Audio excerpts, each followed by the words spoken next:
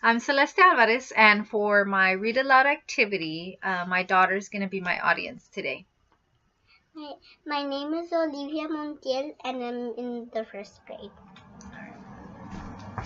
So today we're going to be reading She Persisted, 13 American Women Who Changed the World.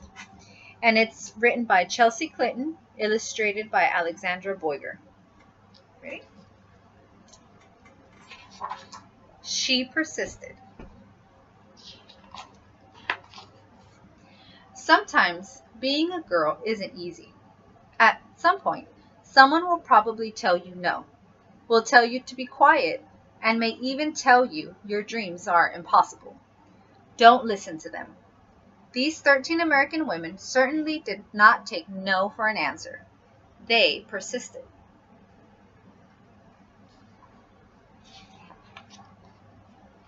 Harriet Tubman was born a slave, and her story could have ended there. Instead, she persisted, escaping from slavery and becoming the most famous conductor on the Underground Railroad. She risked her life many times to lead countless slaves to freedom, including her family, friends, and strangers. Every person she led to freedom arrived safely. I should fight for my liberty as long as my strength lasted. So this right here, this is a quote from Harriet Tubman. So you're going to see those throughout the book. And those are all words from the women themselves. Okay. So why do you think she would risk her life for other slaves that she didn't know? Because I think, obviously, I wasn't born yet. So if I was her, then I would risk my life for other people because Harriet Tubman, I think she would be really nice, kind. She would do a good deed. It was a good deed that she was doing for people that she didn't know. It was just a nice act. A nice act. Good job. I like those answers. Once Helen Keller became blind and deaf as a toddler, few people thought she'd be able to learn to read, write, or speak. But she persisted. Helen learned how to do all three and not only became the first person with deaf blindness to graduate from college, but she used her story to help fight for more opportunities for people with disabilities in the United States and around the world. One can never consent to creep when one feels an impulse to soar. After her family fled poverty and the threat of violence in Ukraine for a new home in New York City, Clara Lemlich got a job working at a garment factory. She wrote that the factory's conditions made women into machines, and so she persisted, organizing picket lines and strikes that ultimately helped win better pay, shorter hours, and safer working conditions for thousands of workers, both women and men. I am one of those who suffers from the abuses described here, and I move that we go on general strike. Nellie Bly became a reporter in part because a male writer had said that working women were a monstrosity, and she wanted to prove that women could do anything, at times putting her safety at risk. She persisted throughout her career in exposing real monstrosities, pretending to be a sweatshop worker and a patient in a mental hospital to show how badly people were being treated. I have never written a word that did not come from my heart. I never shall.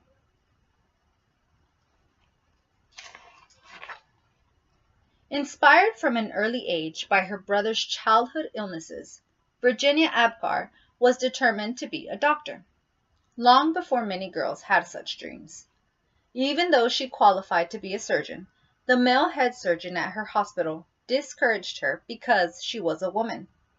Nevertheless, she persisted, becoming an anesthesiologist and creating the Abgar score to test a newborn baby's health, which hospitals all over the world still use today. Nobody, but nobody, is going to stop breathing on me.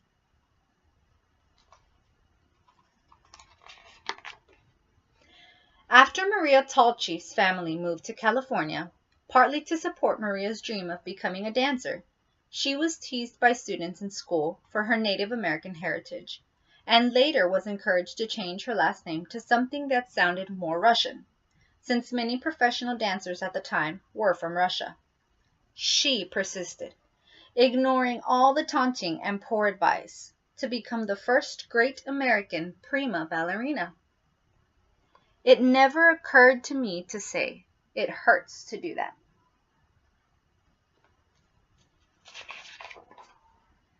As a 15-year-old riding a bus home from school in Montgomery, Alabama, Claudette Colvin was expected to give up her seat to a white woman just because she was African American. In her refusal to get up, she persisted in taking a stand for what's right, helping to inspire Rosa Parks to make the same choice 9 months later, an act that many point to as starting the modern civil rights movement. I knew then, and I know now, that when it comes to justice, there is no easy way to get it. You can't sugarcoat it. You have to take a stand and say, this is not right.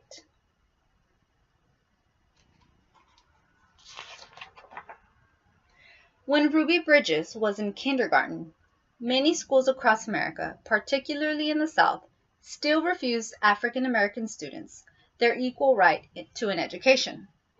Ruby wouldn't be treated like a second-class student, and she persisted, walking for weeks past angry, hateful protesters to integrate an all-white elementary school in New Orleans. That fateful walk to school began a journey, and we all must work together to continue moving forward. So, even though people were angry and hateful, why do you think Ruby persisted?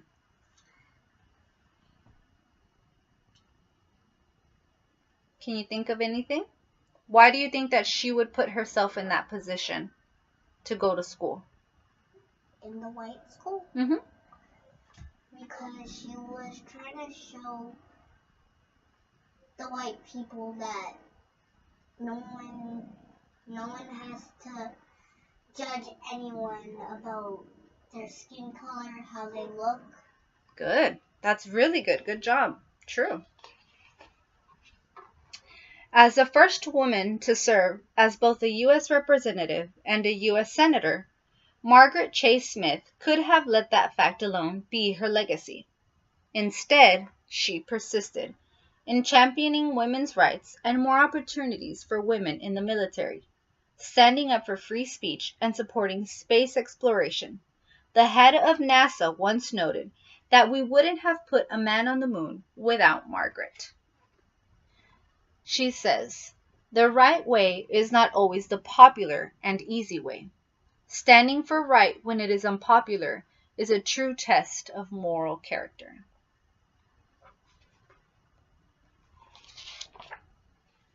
Sally Ride always believed women could succeed in any math or science career. Although not everyone agreed, she persisted, and she became the first American woman in space. But that wasn't enough for Sally.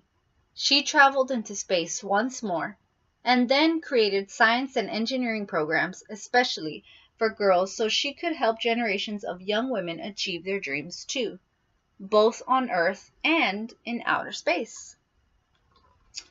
She says, young girls need to see role models in whatever careers they may choose, just so they can picture themselves doing those jobs someday. You can't be what you can't see.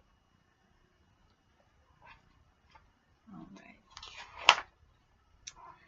When, as a kid, Florence Griffith Joyner visited her father in the Mojave Desert, he would urge her to run faster and faster, to run as fast as a jackrabbit. Even when she had to leave college to help support her family, she persisted in training on the track, then went back to school and got faster and faster. Her unbroken world records in the 100-meter and 200-meter sprints set the 1988 Summer Olympics mean she is still the fastest woman ever. When anyone tells me I can't do anything, I'm just not listening anymore.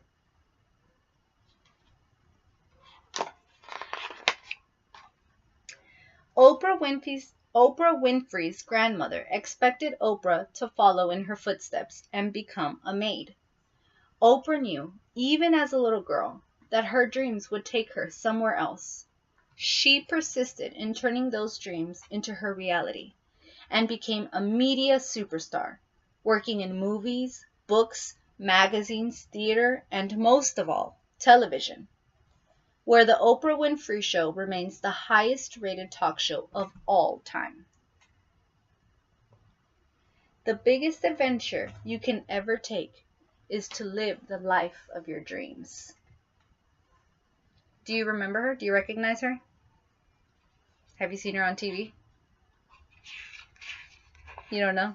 Yeah. Watching fictional judges on television inspired Sonia Sotomayor to want to be a real-life judge when she grew up. She knew she'd have to speak English as well as she spoke Spanish, study hard in school, and manage her diabetes before she could one day wear a judge's robe with a gavel in hand. She persisted, eventually becoming a Supreme Court justice and the first ever Latina to sit on America's highest court. And she says, I have never had to face anything that could overwhelm the native optimism and stubborn perseverance I was blessed with. Okay, so why do you think that the author tells you about these women's dreams when they're little girls? Because I think the author made this book so those people could inspire other little girls, like to be a judge, to be an astronaut, to be a ballerina. Good job. To be whatever you dream of being, right? Yes. Good. Forever. Good job. Nothing will stop you. Good, good. I'm glad you're getting that message. So, if anyone ever tells you no, if anyone ever says your voice isn't important or your dreams are too big, remember these women. They persisted, and so should you. All right, I have one more question for you. So, what do all of these women have in common?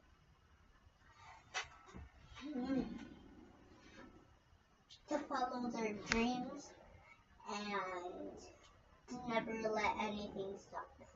Good. That's perfect, Oli. Good job. You did a really good job. Thank you. Okay, and so for my activity after reading this book, I chose to do a flower activity. So students would create a flower out of, little cutouts that I would create for them, like the petals and the stem. And in the middle, they would have to identify a woman, either in history or somebody that's current that has influenced them, and state 5 important details about this woman. So 3 of them would have to be important facts. So why are these women important? And the two other petals would consist of the 2 characteristics of these women. So, they're not only are they, stating the facts, but they're also seeing certain things that stand out to these children, both little girls and little boys. And that's it. Thank you.